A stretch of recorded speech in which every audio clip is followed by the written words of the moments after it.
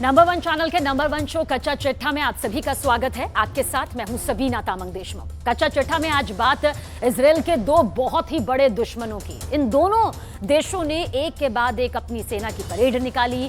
2 दिनों के अंदर पश्चिम एशिया में निकाली गई इन दोनों परेड का खौफ अमेरिका तक फैल गया। इजराइल तो पहले ही कह चुका है कि वो खुद को बचाने के लिए किसी भी हद तक जा सकता है।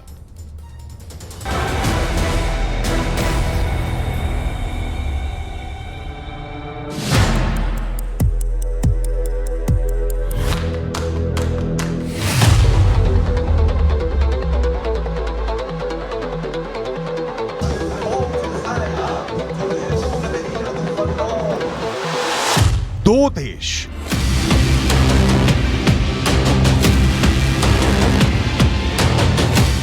दो परेड, 100 मिसाइल और ड्रोन जैसे घातक हथियार,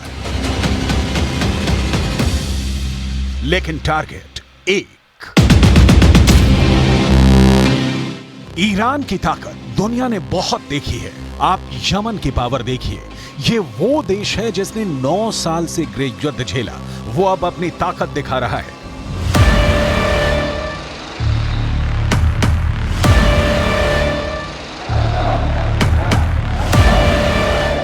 यमन वो देश है जिसने पिछले 8 वर्षों से सऊदी अरब और उसके 15 साथी देशों से युद्ध लड़ा, जिस युद्ध में उसके खिलाफ अमेरिका भी रहा, ब्रिटेन भी रहा और इजराइल ने भी यमन के खिलाफ मदद की। वो यमन अब अमेरिका और इजराइल दोनों को ललकार रहा है।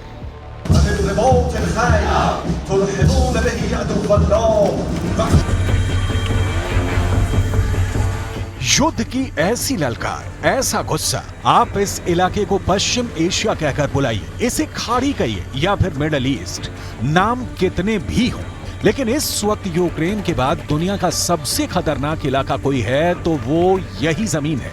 पिछले 4 दशकों से यह इलाका युद्ध देख रहा है और अब एक बार फिर यमन और ईरान ने अपनी परेड दिखाकर बता दिया है कि इजराइल और अमेरिका के खिलाफ उसका युद्ध किसी भी वक्त शुरू हो सकता है। एक तरह से कहा जाए तो यमन और ईरान ने मिलकर डबल धमाका कर दिया है। जब से यमन और ईरान ने बैक टू बैक 2 परेड निकाली है, इसे इजराइल के खिलाफ निकाली गई तबाही की परेड कहा जा रहा है। इसे देखकर इजराइल से ज्यादा अमेरिका घबरा गया है, क्योंकि यही अब 2 दुश्मन हैं जिनसे ईरान अपना हिसाब बराबर करना चाहता है। सऊदी अरब से दोस्ती के बाद ईरान के सामने अब सिर्फ 2 ही बड़े चैलेंज हैं। ये है इजराइल और अमेरिका। बहुत गौर से देखिए ईरान के राष्ट्रपति इब्राहिम रईसी ने इजराइल और अमेरिका के लिए क्या कहा। در دکترین جمهوری اسلامی ایران جنگ یا سلطه‌گری بر دیگران وجود ندارد، اما حفظ آمادگی نظامی با رویکرد دفاعی برای امنیت پایدار و بازدارندگی तेल अवीव से ज्यादा व्हाइट हाउस तक इस परेड के ट्रेलर ने ही ऐसा खौफजदा कर दिया है कि पश्चिम एशिया के दाएं बाएं वाले देश, वहां रहने वाली करोड़ों की आबादी चौकन्नी हो चुकी है। पश्चिम एशिया में इस वक्त युद्ध जैसे हालात बन चुके हैं और इसे देखते हुए ईरान पहले ही अपने हथियारों को यूक्रेन में भी आजमा चुका है और अब वो इसके साथ अमेरिका और इजराइल को भी चैलेंज कर रहा है। ईरान अपनी वार्निंग को हमले में बदलना बहुत अच्छी तरह से जानता है। ऐसा उसने जनरल सुलेमानी की हत्या के बाद करके दिखाया था। साथ में अब यमन में जो परेड हुई है उसने ईरान की ताकत को और बढ़ा दिया है। यमन वो देश है जिसके ज्यादातर हथियार ईरान से ही सप्लाई किए गए हैं। यमन की इस मिसाइल का नाम है तूफान, जो 1000 किलोमीटर की रेंज तक मार कर सकती है। इस मिसाइल से यमन ने सऊदी अरब को कई बार डराया है। इजराइल को भी लगता है कि यमन को ऐसे और हथियार मिल सकते हैं और फिर वो उसके लिए खतरा बन जाएंगे। ईरान भी यही डर फैलाना चाहता है। जाहिर है कि इजराइल के लिए भी एक नया फ्रंट साबित हो रहा है।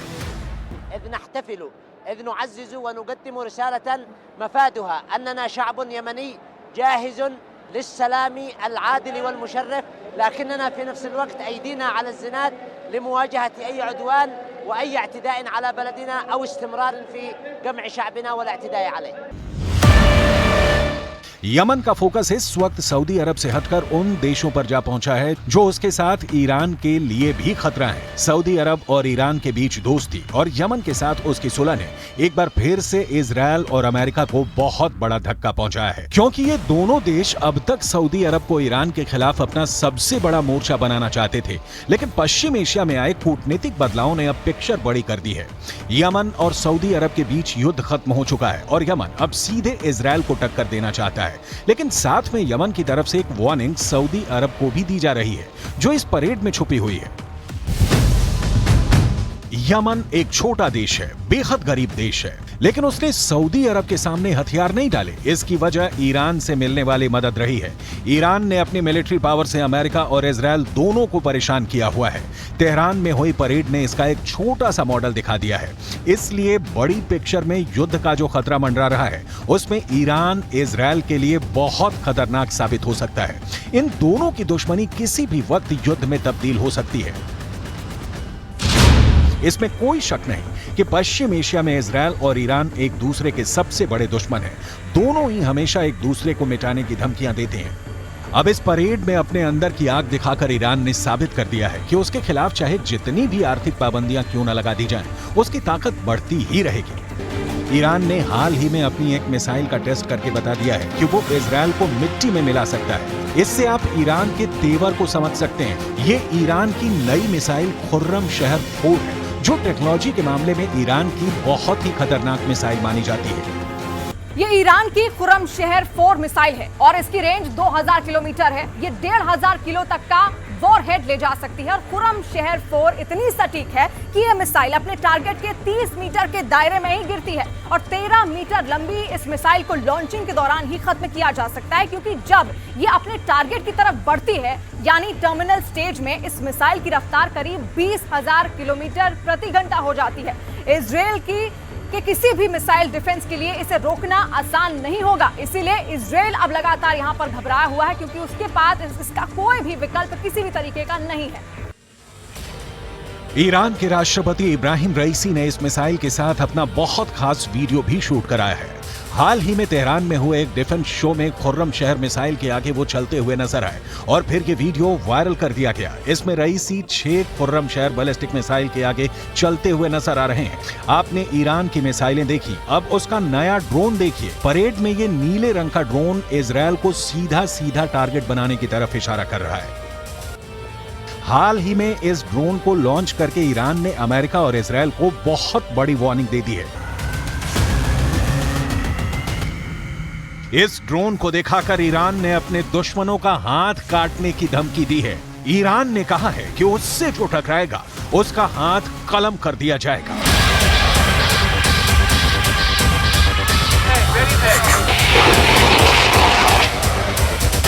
आखिर इस नए ड्रोन को लेकर ईरान का आत्मविश्वास इतना क्यों बढ़ गया है? ये ड्रोन गाइडेड बम से लैस है।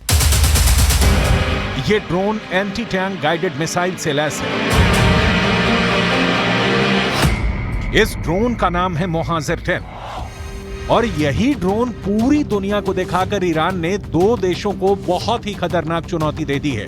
एक है अमेरिका और दूसरा है इजराइल। दोनों ही ईरान के कट्टर दुश्मन माने जाते हैं।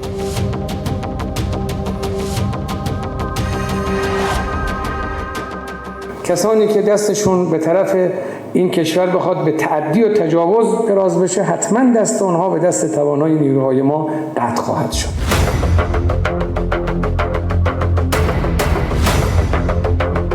ईरान की राजधानी तेहरान में जब ये ड्रोन दिखाया गया तो वहां के राष्ट्रपति का आत्मविश्वास देखने लायक था।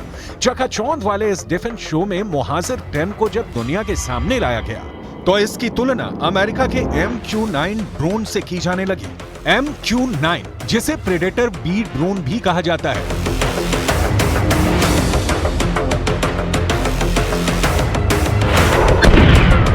ये वो ड्रोन है जिससे अमेरिका ने अफगानिस्तान और पश्चिम एशिया में अपने बड़े बड़े टारगेट को खत्म किया है।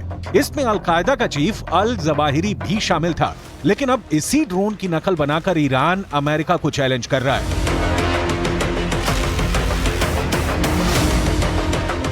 ईरान और इजराइल की दूरी 1800 किलोमीटर है और ईरान का दावा है कि मुहाजिर 10 2000 किलोमीटर की रेंज तक हमला कर सकता है, यानी ये इजरायल तक एक तरफा उड़ान भर सकता है और वहां एक कामिकाज़े ड्रोन की तरह हमला कर सकता है। इसी बात को लेकर अमेरिका और इजरायल घबराए हुए हैं।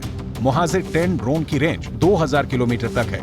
ये 24 घंटे तक आसमान में मंडरा सकता है और सबसे बड़ी बात यह कि मुहाजिर 10 ड्रोन 300 किलो वजन तक की मिसाइल और बम लेकर उड़ सकता है।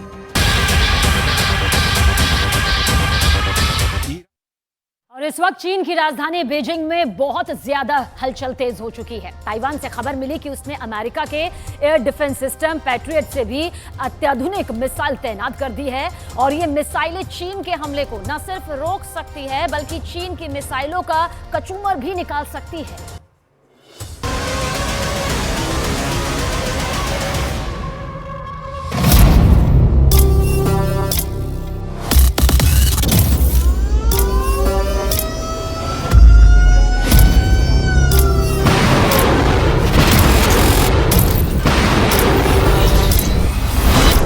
ऐसा हथियार जो चीन को कर देगा तबाह, वो हथियार जिससे डर गए हैं चीन के कमांडर। ताइवान ने तैयार किया ड्रैगन के दांत तोड़ने वाला हथियार। शुद्ध हुआ तो चीन को ताइवान से मिलेगा करारा जवाब।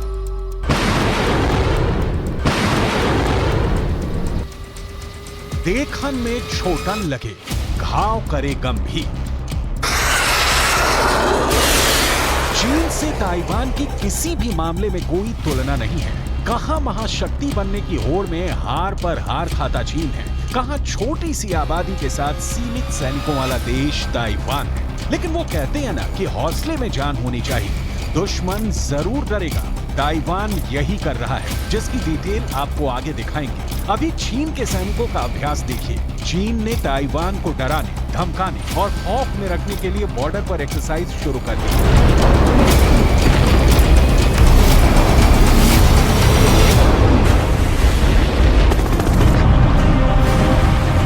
चीन के जवान लेफ्ट राइट नहीं कर रहे, ताइवान को भून डालने का अभ्यास कर रहे हैं। शी जिनपिंग की ताइवान हड़पने की तमन्ना को ताइवान ने जोर का झटका दिया है। ताइवान ने अपने मिसाइल सिस्टम में 2 नए वेरिएंट को जोड़ा है। ये वेरिएंट स्काई बो 3 मिसाइल सिस्टम के हैं। विकसित किए गए नए मिसाइल का नाम स्ट्रॉन्ग बो 1 और स्ट्रॉन्ग बो 2 है। इसकी खासियत की बात करें तो ये सरफेस टू एयर मिसाइल है, यानी हवा में किसी दूसरे मिसाइल या खतरे को भांपते ही ये उसे नष्ट कर देगा। इस मिसाइल को अमेरिका के पैट्रियट डिफेंस सिस्टम की तरह माना जा रहा है। पैट्रियट मिसाइल की खासियत आपको आगे दिखाएंगे। पहले स्ट्रॉन्ग बी की स्पीड देखिए।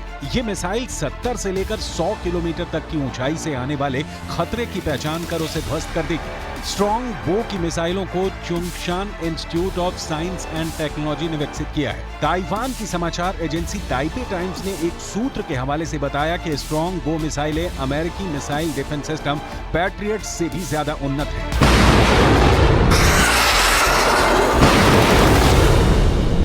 अमेरिका का पैट्रियट डिफेंस सिस्टम दुनिया के सबसे उन्नत डिफेंस सिस्टम्स में से एक है, लेकिन इसका भी कचूमर निकालने का दावा रूस कर चुका है। इस वक्त यूक्रेन में अमेरिका के पैट्रियट मिसाइल सिस्टम की तैनाती की गई है, लेकिन यह सिस्टम बिल्कुल प्रूफ नहीं है। लेकिन ये बात बड़ी है कि ताइवान चीन जैसे देश को अपनी शक्ति से कई गुना आगे जाकर जवाब दे रहा है। ये चीन की विस्तारवादी गिद्ध दृष्टि को जरूर कमजोर करेगा और शक्तिशाली देशों को सीख की धरती पर सबकी संप्रभुता एक जैसी है। ताइवान की तैयारी की ताजा तस्वीरें आपको दिखाएं, उससे पहले अमेरिका के पैट्रियट सिस्टम की डिटेल आपको जरूर देखनी चाहिए, क्योंकि ताइवान का स्ट्रॉन्ग बो इससे भी उन्नत बताया जा रहा है। पैट्रियट लंबी दूरी का एयर डिफेंस मिसाइल सिस्टम है।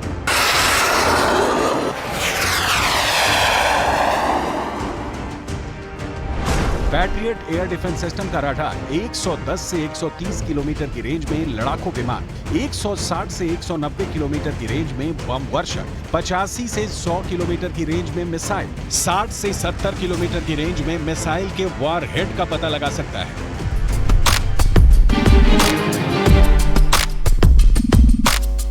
स्ट्रॉन्ग बो मिसाइल ताइवान की जरूरत है, क्योंकि चीन जब भी ताइवान पर हमला करेगा सबसे पहले वो मिसाइलों का ही इस्तेमाल करेगा। ताइवान और चीन के बीच जमीनी युद्ध की नौबत शायद ही आए, लिहाजा ताइवान अपनी ताकत जमीन पर, आसमान में और पानी में भी बढ़ा रहा है। आपको आगे दिखाएंगे कि ताइवान की टोटल तैयारी कैसी है, लेकिन उसके पहले जिस पैट्रियट सिस्टम से ताइवान के नए हथियार स्ट्रॉन्ग बो के एडवांस होने की चर्चा हो रही है, वो पैट्रियट सिस्टम कैसा है।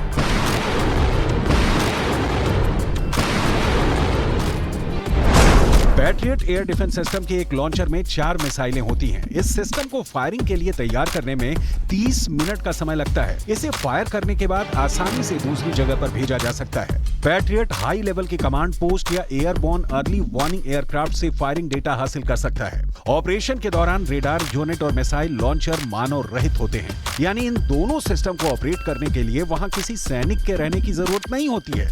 इसके कमांड पोस्ट में बैठा ऑपरेटर एक कमांड से मिसाइल को लक्ष्य की ओर फायर कर सकता है।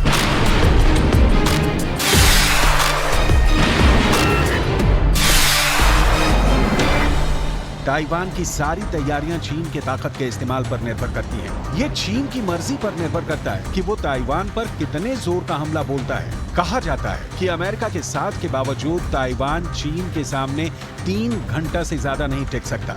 यहाँ ये समझना बहुत जरूरी है कि ताइवान पर चीन हमला करता है तो अमेरिकी मदद ताइवान को कितनी देर में हासिल हो सकती है। अमेरिकी मिलिट्री अफसरों के मुताबिक अगर चीन किसी वक्त ताइवान पर हमला करता है और उसे घेर लेता है तो इन हालात में ताइवान की फौज के पास हथियार तब तक नहीं पहुंच सकते जब तक अमेरिका या कोई दूसरा देश रिस्क लेकर इन्हें नहीं पहुंचाता। मतलब ताइवान चारों तरफ से ना सिर्फ घिर जाएगा बल्कि बाकी दुनिया से कट जाएगा। अमेरिका जिस तरह से यूक्रेन को मदद करता रहा है, अमेरिका चाहकर भी उस स्तर की मदद ताइवान को नहीं कर सकता है। इसे समझना बहुत जरूरी है।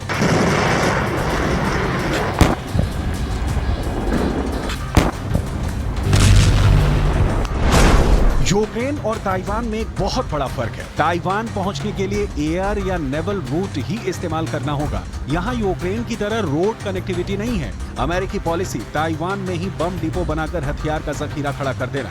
कई मीडिया रिपोर्ट में ये सामने आ चुका है कि ताइवान में सैकड़ों की तादाद में अमेरिकी सैनिक महीनों से मौजूद हैं। अमेरिका की सैनिक ताकत को देखते हुए ही चीन अब तक डिफेंसिव मोड में ही है। ताइवान के बॉर्डर पर अभ्यास तो करता है, लेकिन ताइवान पर हमले की शी जिनपिंग ताकत नहीं दिखाती, जबकि चीन ताइवान के बीच कोई तुलना नहीं है।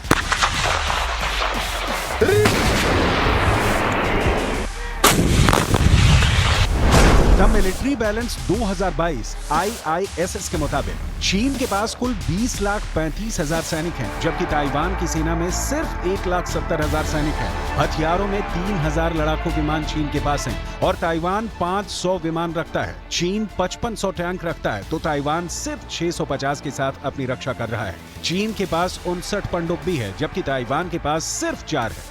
तोप की बात करें तो चीन के पास 9,000 से ज्यादा तोपें हैं और ताइवान के पास महज 2,000 तोपें हैं।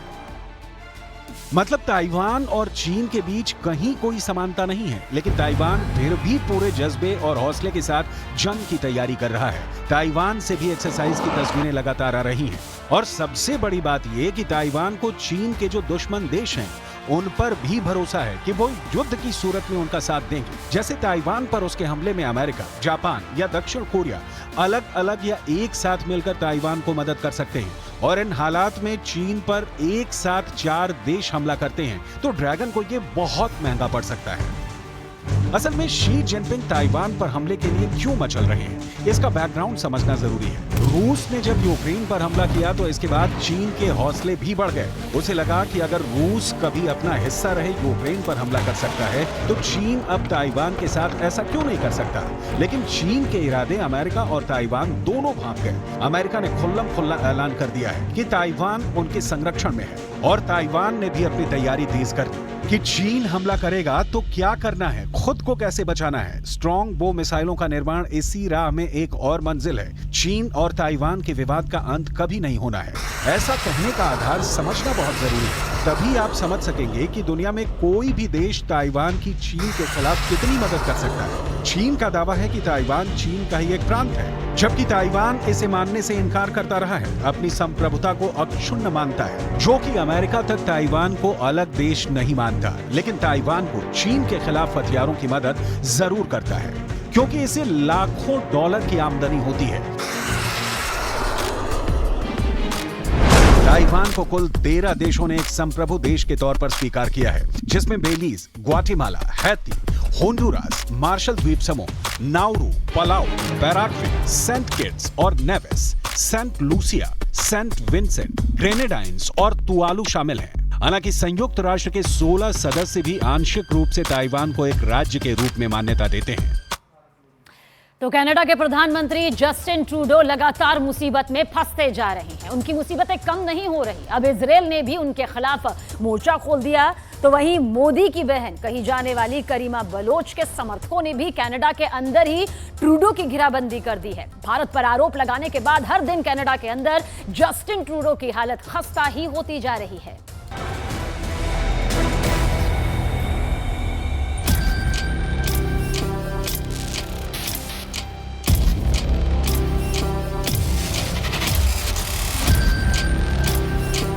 Over the past number of weeks, Canadian security agencies have been actively pursuing credible allegations of a potential link between agents of the government of India and the killing of a Canadian citizen, Hardeep Singh Nijjar.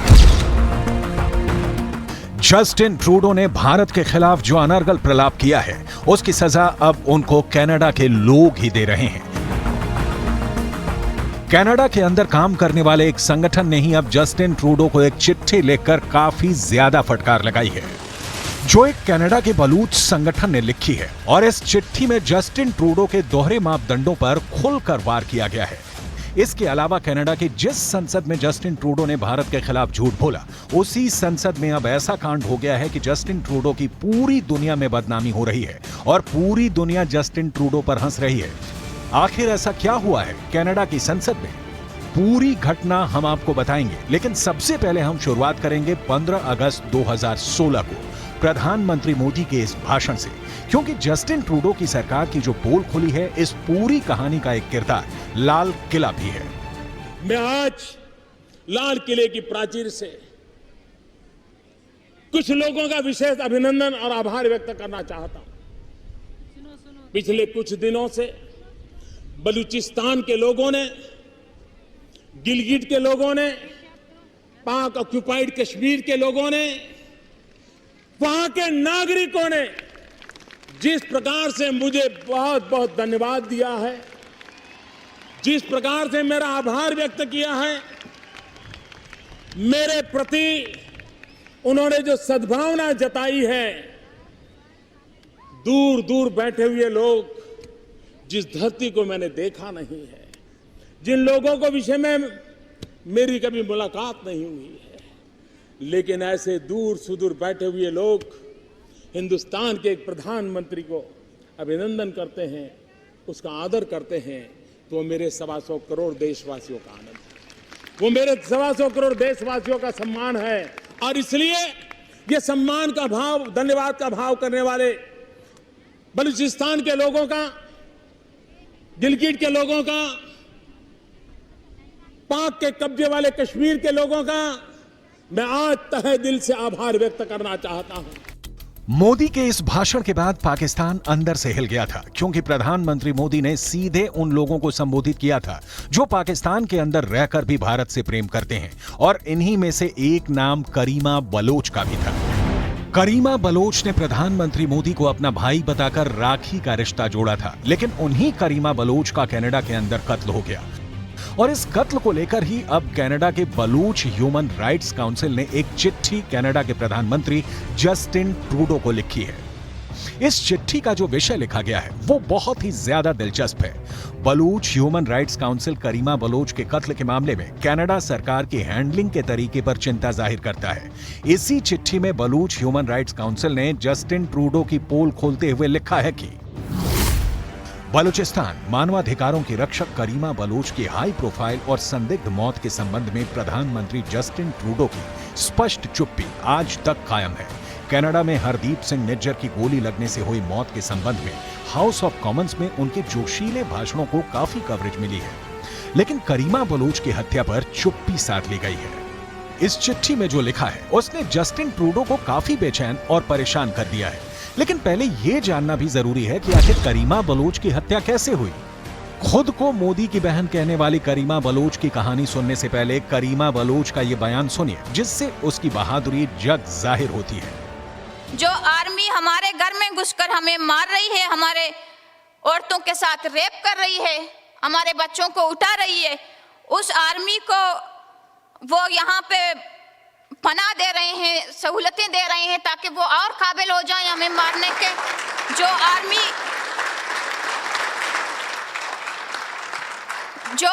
1970 को बांग्लादेश में वार crimes में मुलव्वस रही है, genocide में मुलव्वस रही है, लाखों बंगाली औरतों की असमत दरी करने में मुलव्वस रही है, वही आर्मी वो 1948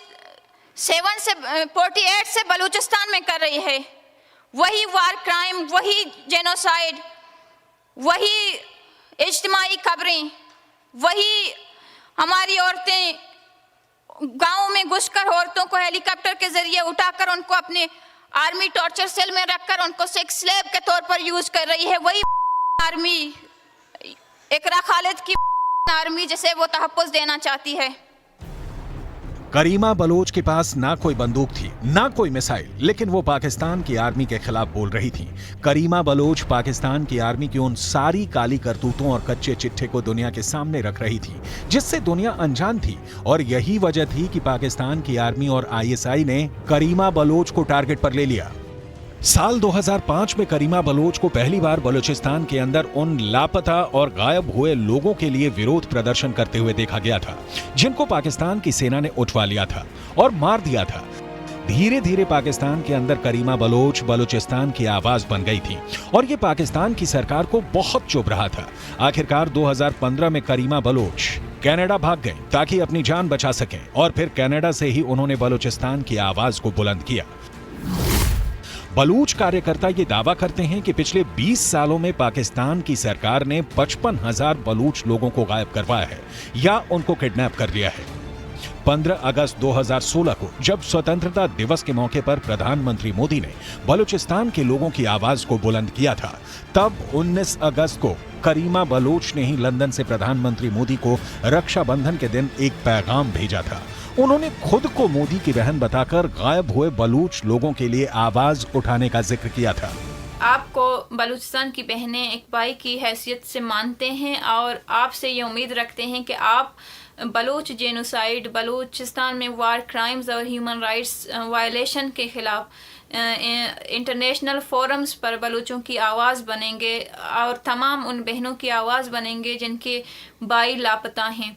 हम अपनी जंग खुद लड़ेंगे, हमें आपसे सिर्फ आप हमारी आवाज़ बन जाएं। लेकिन ये सारी बातें पाकिस्तान की आर्मी और आईएसआई के खूंखार जनरलों को बर्दाश्त नहीं हो रही थी। आखिरकार कनाडा के अंदर रणनीति के तहत पाकिस्तान के अपराधियों को बसाया गया और फिर ऐसे ही अपराधियों ने 22 दिसंबर 2020 को करीमा बलोच की हत्या कर दी।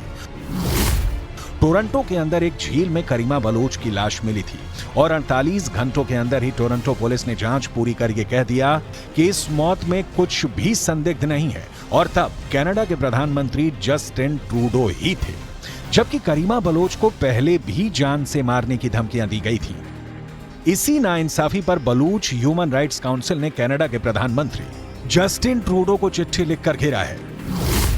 इस संस्था ने लिखा है कि करीमा बलोच की असामयिक मौत जो संदेह में घिरी हुई थी, लेकिन टोरंटो पुलिस ने 48 घंटों के अंदर ही बहुत तेजी से यह निष्कर्ष ले लिया कि घटना संदिग्ध नहीं, सामान्य है। करीमा बलोच को आईएसआई से मिली गंभीर मौत की धमकियों के बारे में कनाडाई सरकार और टोरंटो पुलिस को अच्छी तरह से जानकारी होने के बावजूद भी ऐसा हुआ और इस पर चुप्पी बनाई रखी गई।